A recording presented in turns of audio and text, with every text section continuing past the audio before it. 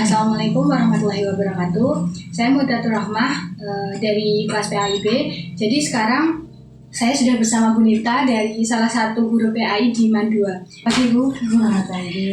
Ya, jadi mungkin Bu Nita bisa menceritakan sedikit tentang latar belakang Ibu dan bagaimana Bu Nita ini memutuskan menjadi guru PAI di MAN 2. Sebenarnya kalau guru PAI di MAN 2 itu memang saya masih baru.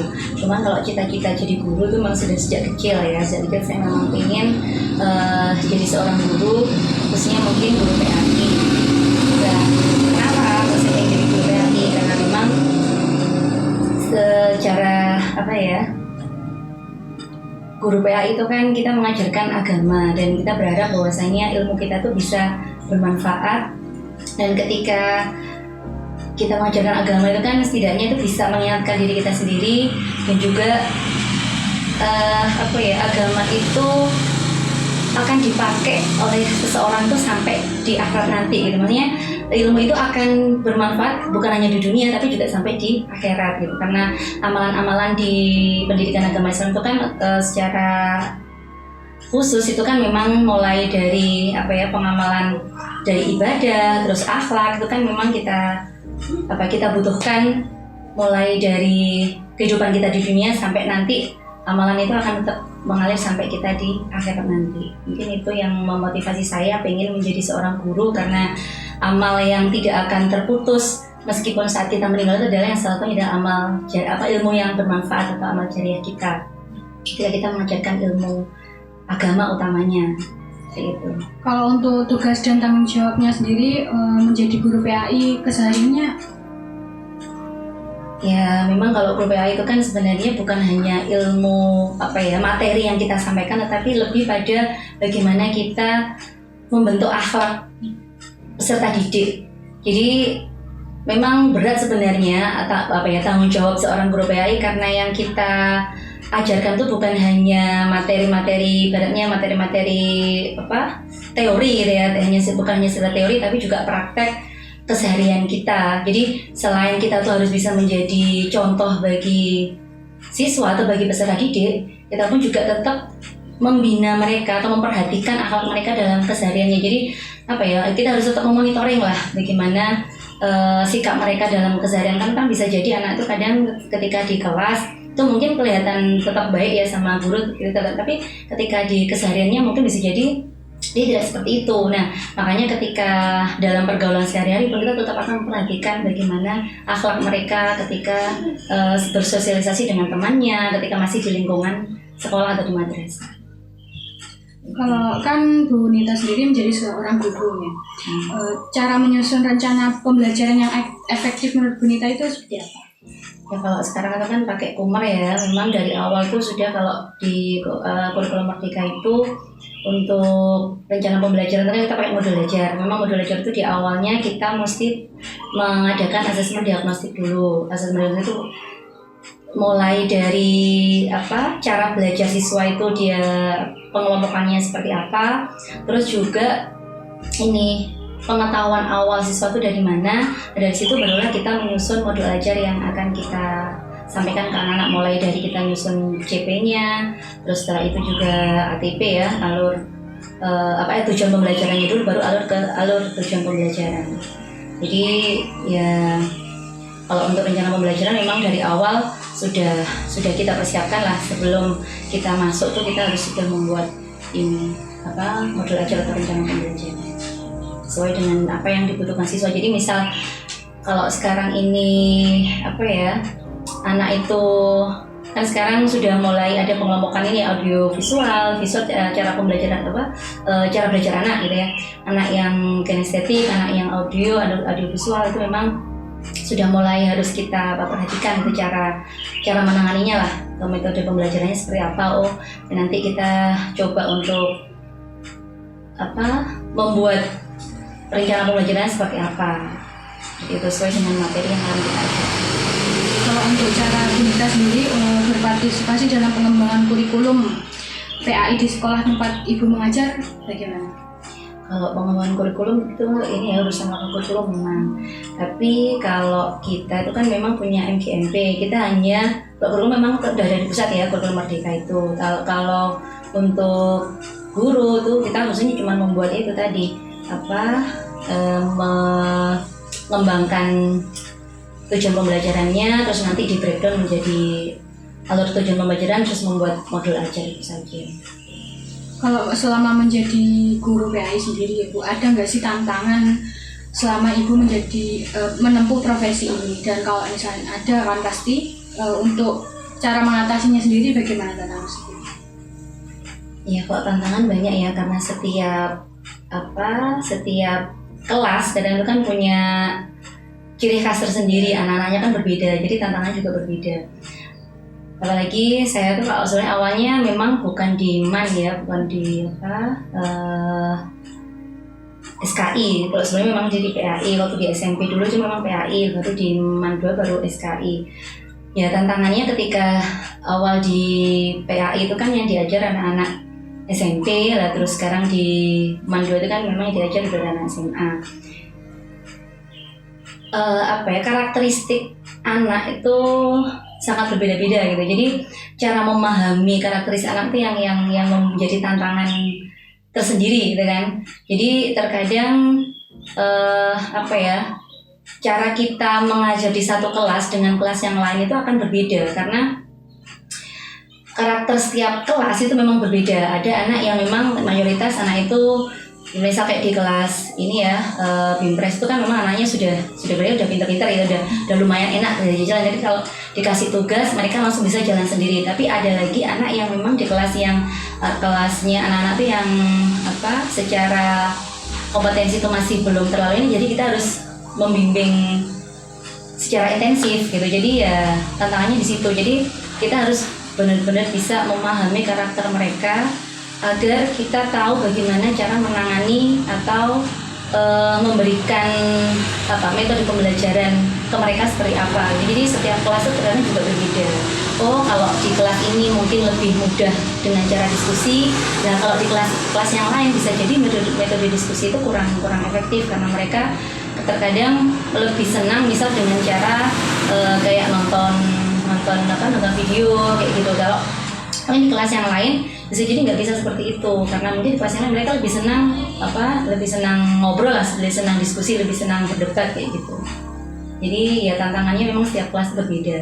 Jadi kalau untuk solusinya memang kita harus banyak belajar memahami karakteristik anak.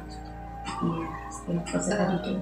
Kalau berbicara tentang metode pembelajaran ini, cara Bu Nita membuat metode pembelajaran itu supaya menarik bagi siswanya sendiri bagaimana? Terutama yang beda-beda karakteristik. Ya, itulah makanya ya itu yang sampai sekarang masih sering kali ini ya, karena guru tuh setiap tahun kita harus belajar lagi ya, karena setiap tahun juga berbeda yang diajar. Terkadang juga metode yang kita gunakan sekarang belum tentu cocok dengan metode yang akan kita gunakan untuk tahun depan lagi gitu ya. Yang kemarin tuh belum tentu cocok lagi untuk yang sekarang. Tapi ya itu tadi, kalau yang paling efektif itu ya itu tadi ya, kita menyesuaikan dengan karakteristik anak, terus suasana kelasnya seperti apa.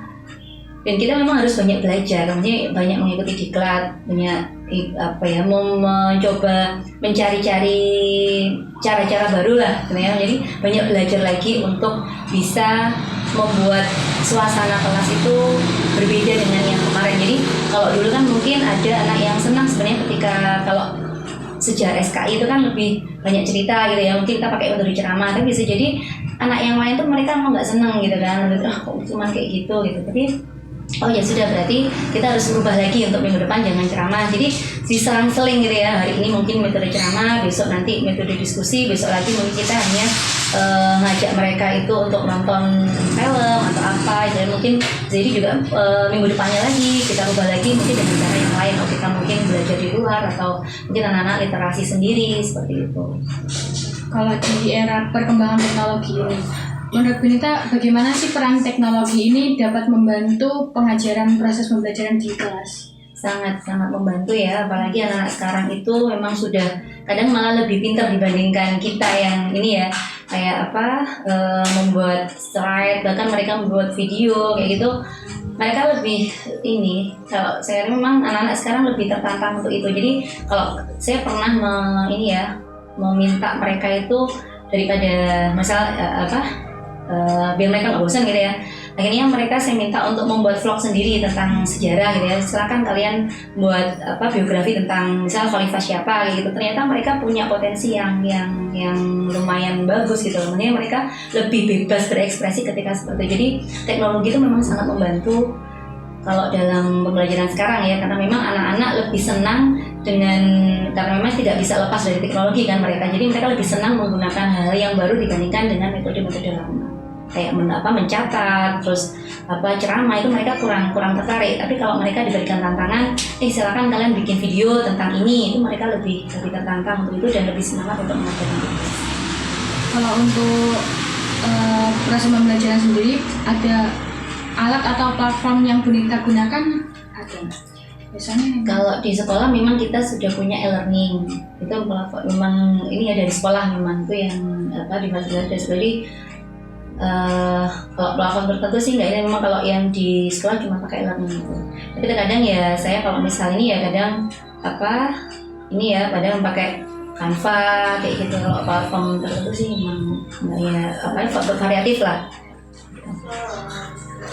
Kalau untuk menurut Bunita sendiri, seberapa penting sih pelatihan atau ada workshop gitu ya dalam proses peningkatan pengajaran kompetensi? Sangat penting ya, karena sekarang banyak hal-hal baru yang harus kita pelajari. Apalagi sekarang itu guru kan tuntutannya banyak secara administratif maupun juga ini ya cara mengatasi siswa, cara menangani siswa itu kan sekarang berbeda dengan anak-anak yang dulu gitu. Jadi diklat itu sangat penting, apalagi ini perubahan kurikulum tuh hampir tiap tahun tuh kan ada gitu. Jadi kemarin tuh kan memang Kumar ini masih kalau dihitung 3 tahun berjalan ini, tapi ini ada penyempurnaan lagi untuk tahun ini. Jadi kemarin tuh baru kalau di Kemenak itu KMA 347 yang tahun kemarin, sekarang sudah pakai 350 sekarang iya 347 sekarang sudah pakai 350 ininya KMA. Jadi Kumar sudah dari penyempurnaan di kurikulum nasional gitu. Jadi sekarang sudah untuk diklat itu memang sangat penting, karena itu tadi banyak hal yang perlu kita pelajari setiap tahun tuh, banyak perubahan. Kalau Bunita sendiri ada nggak mengikuti pelatihan khusus gitu buat peningkatan keterampilan profesi? Kalau di Kemenak memang tiap ini tuh ada, jadi ada namanya ini ya aplikasi pintar itu memang khusus dari Kemenak untuk peningkatan kompetensi guru. Itu kita wajib mengikuti minimal tuh selama 1 tahun minimal 2 kali. Dan dari sekolah pun alhamdulillah setiap awal ataupun ini kadang kalau nggak awal semester itu juga akhir semester itu mesti mengadakan workshop untuk ini peningkatan kompetensi guru. Kalau untuk strategi yang diterapkan untuk tetap kreatif dalam proses pembelajaran pada era diglobalisasi, Bunita sendiri bagaimana? Ya itu tadi ya, mungkin ya harus banyak belajar, banyak memahami karakter anak. Kadang kan anak-anak tuh malah lebih kreatif daripada gurunya. Jadi dari situ ya mungkin kita harus banyak literasi untuk tentunya ya, banyak literasi, terus juga banyak yang ngikutin itu kayak gitu diklat-diklat. Mungkin dari luar pun juga kan kadang banyak ya tawaran-tawaran diklat-diklat dari luar itu yang memang untuk ada yang mungkin untuk teknologi pembelajaran, ada yang untuk metode kayak gitu. Mungkin kita harus banyak cari informasi untuk itu. Kalau untuk cara Ibu Nita mengevaluasi selama proses pembelajaran, keefektifannya untuk proses pembelajaran sendiri bagaimana? Mengevaluasi pembelajaran itu ya ini sih kita lihat dari hasil nilai anak-anak sih, hasil nilai kerja. Tapi memang Hal itu ini ya, karena sekarang itu kan kalau di Kumper itu kan ada asesmen formatif, ada asesmen sumatif. Jadi dari asesmen formatif itu kan kita selama pembelajaran kita kan tahu, oh anak ini dia dari awal, misal awal tuh kok dia nggak aktif dalam misal kayak diskusi, dia nggak aktif bertanya, terus juga mungkin dari nilai tugasnya mereka itu mungkin masih kurang gitu kan, kita tahu ya, oh ternyata anak ini begini, nanti ya kita misalnya kita tambah lagi tugas kayak gitu nanti seperti apa, jadi kita bisa mengevaluasi, oh nanti formatif pertama dia seperti ini, formatif kedua begini. Dari situ kan kita tahu, wah ini memang benar-benar sungguh-sungguh dalam mengerjakan atau dia cuma asal-asalan, itu kan bisa dilihat. Gitu. Ada nggak sih Bu feedback dari orang tua atau siswa sendiri yang sangat berkesan bagi Ibu? Feedback kalau dari orang tua karena kalau untuk materi PAI nggak terlalu ini ya, karena kan kalau di SMA itu kan kurang apa sih ya, guru mata pelajaran tuh kurang bisa komunikasi dengan orang tua gitu ya. Jadi belum terlalu ini sih, kecuali memang wali kelas. Kalau wali kelas kan memang yang bertemu langsung dengan orang tua gitu ya dari situ. Tapi ya sepertinya sih nggak terlalu ini juga sih kalau untuk materi PAI. Kalau dari siswanya? Dari siswanya, karena saya memang ada mungkin nggak tahun ini tahun yang lalu itu memang itu saya memang sempat berkesan. Ada anak itu yang dia tuh ketika kita menyampaikan materi itu dia memang sangat antusias, terus sampai dia tuh mau mencari sendiri kayak dulu itu kan kita di kelas 11 itu kan memang ada materi ini ya, Daulat Turki Utsmani itu. Jadi dia sangat tertarik dengan itu, bahkan dia sampai dia itu tadi mau nyari tentang filmnya, terus dia memang antusias sekali, Bu, kok ternyata asik ya kayak gini, ternyata begini ya. Jadi ada sih anak-anak tuh yang akhirnya ketika kita kan biasanya setiap habis pembelajaran kita suka nanya apa sih hikmah yang bisa kalian ambil dari kisah atau dari sejarahnya ini kayak gitu. Alhamdulillah mereka tuh ininya memang bagus nih. Karena memang sejarah yang kita bicara memang sejarah ya, jadi sejarah itu ternyata anak juga banyak yang awalnya kok nggak terlalu respect, pun cuma bicara masa lalu gitu. Tapi ketika kita bisa memancing mereka tuh ya kayak gini loh, sejarah tuh nggak sekedar kita bicara masa lalu, sebenarnya dalam sejarah tuh ada hikmah yang bisa kita ambil untuk kita gunakan untuk di masa depan gitu. Ternyata mereka tertarik untuk menggali lebih dalam gitu. Dan mereka akhirnya juga itu, saya kemarin nonton filmnya ini ternyata bagus loh Bu. Nah, Bu ternyata saya sampai nyari bukunya, itu yang membuat saya ternyata mereka ada sesuatu yang berkesan gitu, sesuatu yang membuat mereka tuh akhirnya mencari sendiri tentang bukti-bukti sejarah maupun ya tentang literasi lebih dalam lah tentang sejarah yang dia penasaran nih gitu. Tapi tidak semua ya Bu, soalnya kan ada sejarah. Itulah makanya kan banyak anak yang sejarah kan cuma masa lalu dan cuma hafalan. Tahun lah ini kan kadang males ya karena ini sejarah. Tapi ya itu tadi ada yang 1-2 tuh yang memang ketika mereka melihat hikmah yang bisa mereka ambil kayak gitu, mereka akhirnya semakin penasaran. Oh ternyata nggak hanya sekedar bicarakan tentang masa lalu, tapi ternyata ada pelajaran hikmah yang bisa diambil untuk masa depan. Kalau untuk proyek atau tujuan pribadi yang ingin Bu Nita capai dalam karir mengajar Ibu ini ada nggak? Apa ya proyek tujuan ya ini saja sih, karena memang kalau dulu waktu saya masih ngajar PA itu kan memang saya pinginnya ini ya karena memang dulu saat saya mengajar PAI di SMP kan anak-anak yang saya ajar itu kan anak pedalaman, dan saya memang fokus untuk ngaji mereka gitu. Jadi saat itu memang saya punya niat, saya pengen dengan ngaji itu kan yaitu jadi amal jariah gitu ya. Kalau sekarang SKI ini kan berbeda, karena kita hanya bicara sejarah, tapi ya nggak menutup kemungkinan juga sih anak-anak tuh dari sejarah itu pun mereka akhirnya juga banyak mengambil pelajaran. Jadi kalau proyek saya ke depan sebenarnya sejarah itu sesuatu yang sangat penting gitu loh. Ternyata setelah saya terjun betul di SKI, dan ternyata ada anak juga yang mereka tuh menganggap bahwasanya sebenarnya sejarah tuh SKI itu nggak hanya sekedar gambaran masa lalu, tetapi dari sejarah itulah kita banyak belajar tentang hal-hal yang sebenarnya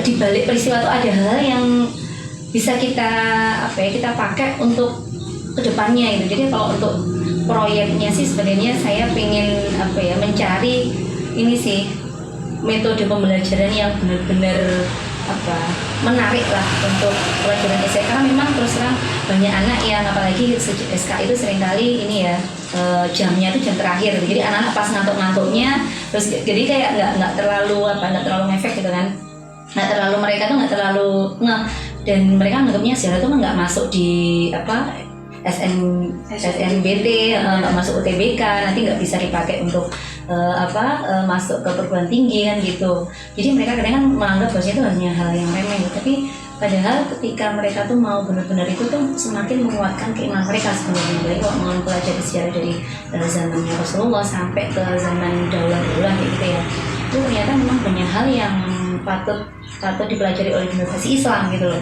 Jadi ketika mereka tuh mau belajar sejarah, mereka akan semakin menguatkan kecintaan mereka kepada Islam sebenarnya. Kalau mereka nggak ngerti sejarah perjuangan para pendahulu mereka akan menganggap saya itu dari lahir juga udah Islam, udah rasa nyaman aja dengan agamanya mereka, padahal nggak ada rasa ingin berjuang lah intinya. Apalagi kalau misalnya kita mau menoleh juga ke saudara-saudara kita di Palestina gitu ya, kalau kita mau di sana mereka tuh kan mempertahankan Al-Aqsa itu kan karena sejarah juga kan, sejarah Al-Aqsa itu seperti apa, makanya mereka kenapa benar-benar mau mempertahankan Masjidil Aqsa gitu loh, karena mereka dari sejarahnya memang ya itu yang membuat mereka iman mereka tuh kuat, mereka tuh mau ibaratnya mau mati syahid, mau benar-benar mempertahankan Palestina tuh karena itu gitu. Dan itu tidak ada di anak-anak generasi di Indonesia gitu, karena mereka tidak bisa merasakan itu tadi perjuangan yang sangat besar ketika mempertahankan Islam saat itu gitu loh ya. Kalau mereka mau benar-benar mempelajari sejarah bagaimana Rasulullah itu berjuang mendakwahkan Islam, mereka tahu sejarahnya para sahabat itu mendakwahkan Islam, terus bagaimana Islam pun masuk ke Indonesia, mereka akan tahu ternyata aku tuh bisa menjadi generasi Islam sampai saat ini, aku bisa memeluk Islam sekarang ini ada perjuangan beliau-beliau yang rela mempertaruhkan nyawa mereka, mempertaruhkan jiwa raga mereka demi keislaman saya saat ini gitu. Kalau mereka tuh nggak berjuang, mungkin saya nggak akan bisa merasakan Islam saya sekarang. Karena ya tadi ya, kalau kita mau melihat kayak di Palestina itu kayak gitu kan, bisa jadi kalau mereka tidak mau memperjuangkan Palestina sampai sekarang mungkin Palestina sudah nggak ada gitu. Dan Al-Aqsa mungkin sudah diambil oleh orang Israel dari dulu gitu kan. Nah itulah makanya dari situ mungkin belajar dari situ saya ini ya semakin semangat untuk mengajar sejarah juga gitu. Dan saya pun yakin juga banyak menggali ilmu di situ, belajar ternyata nggak semudah itu juga mengajarkan sejarah, karena mereka hanya ketika mereka kadang kasih tugas hanya sekedar ngerjain ya sudah dinilai, tapi ternyata di balik itu sebenarnya ketika anak itu tahu akarnya kuat, sejarahnya itu kuat, insya Allah untuk agamanya pun juga dia akan kuat, karena itu tadi keimanannya akan semakin kuat karena dia tahu bahwasanya keislaman dia itu sebenarnya adalah jasa dari para pendahulu mereka. Untuk harapan Ibu Nita sendiri untuk masa depan pendidikan PAI terutama di Indonesia ini apa harapannya ya karena PAI itu terkadang ada ibaratnya kayak ada dikotomi keilmuan antara PAI dengan ilmu yang lain. Kadang anak itu merasa mereka tuh pintar, mereka tuh pandai kalau mereka tuh nilai matematikanya bagus, nilai IPA-nya bagus, ya kan, fisikanya bagus, itu disebut anak yang cerdas. Tetapi kalau anak yang PAI-nya bagus kan dianggap sudah biasa gitu kan. Padahal sebenarnya PAI itu yang malah terpenting gitu loh. Maksudnya PAI itu kan tidak hanya kita mengajarkan secara akal kita, tapi juga yang terpenting adalah akhlak hati mereka yang nggak perlu kita sentuh gitu ya. Jadi tantangan guru PAI itu memang sangat-sangat berat sebenarnya, apalagi di masa sekarang yang anak-anak tuh sebenarnya sekarang agama tuh sudah dinomorduakan gitu ya. Sebenarnya sekarang tuh yang penting sosmednya, yang penting itu penampilannya, yang penting ini, tapi kadang mereka nggak terlalu peduli dengan agamanya gitu kan. Nah itu yang menjadi tantangan berat bagi kita guru PAI, karena itu tadi memperbaiki akhlak itu lebih susah dibandingkan memperbaiki komputer gitu kan. Nah, apalagi sekarang itu kan ya itu tadi tontonan sudah jadi tontonan kan ya, tontonan di medsos sudah jadi, berarti sudah itu yang lebih mereka ini kan dibandingkan dengan tontonan Rasulullah gitu kan. Jadi itu yang sih ya, harapan saya sih guru PAI itu semakin semangat dalam mendalami keilmuannya untuk bisa menyentuh hati peserta didiknya agar mereka tuh mau mencintai ilmu agamanya. Bukan hanya mencintai tapi juga mengamalkan dalam kehidupannya. Karena itu tadi, sekarang tuh jarang sekali anak yang mau tertarik dengan PAI karena nganggapnya orang guru agama lu cuman kayak gitu kan, nggak terlalu bergengsi gitu kan. Apalagi ya itu tadi lah, di mana-mana juga mata pelajaran PA itu kan ya cuma 2 jam per minggu kan ya, kalau di SMP, di SMA kadarnya itu kan lebih sedikit dibandingkan pelajaran-pelajaran umum gitu kan. Nah itu yang menjadi tantangan berat itu di situ. Padahal yang kita perbaiki itu kan ibaratnya pondasi dari keilmuan anak itu kan ibaratnya adab itu kan sebenarnya sebelum ilmu gitu kan. Ya kalau adabnya itu mereka nggak kuat, nanti ilmunya pun juga akan hanya sekedar tahu saja gitu. Jadi ya itu tadi, harapan saya sih semoga guru-guru PAI itu semakin merasa bangga dengan profesinya, sehingga dia bisa benar mencintai profesinya, terus bisa mengamalkan ilmu itu dengan sepenuh hati ya gitu. Mungkin yang terakhir nih Bu, pesan atau saran kepada para penonton yang ingin menjadi guru PAI ke depannya. Sarannya ya ini sih, karena memang tantangan ke depan itu untuk guru PAI itu sangat berat, makanya sebisa mungkin kita harus memperkuat literasi kita, memperbanyak keilmuan kita, dan jangan hanya sekedar menjadi guru yang mengajar, tapi juga menjadi guru yang mendidik. Karena mengajar itu memang ya itu sesuatu yang lebih gampang dibandingkan mendidik. Mendidik itu lebih berat, karena ya itu tadi, bukan hanya kita mengajarkan ilmu, tapi juga kita harus mengamalkan. Karena apa yang kita ajarkan itu bisa jadi memang yang dilihat anak tuh akan melihat apa yang kita lakukan dibandingkan apa yang kita bicarakan. Jadi ya itulah, mudah-mudahan para guru PAI ke depan itu semakin tulus ikhlas dalam mendidik anak-anak peserta didiknya gitu. Mungkin sekian Bu, terima kasih atas waktunya dan atas jawaban-jawaban menariknya, atas ya semua ilmu yang bisa di-sharing kepada teman-teman semua. Mungkin itu dulu podcast pada kesempatan kali ini. Semoga bisa memberikan pelajaran kepada kita semua. Sekian, wassalamualaikum warahmatullahi wabarakatuh.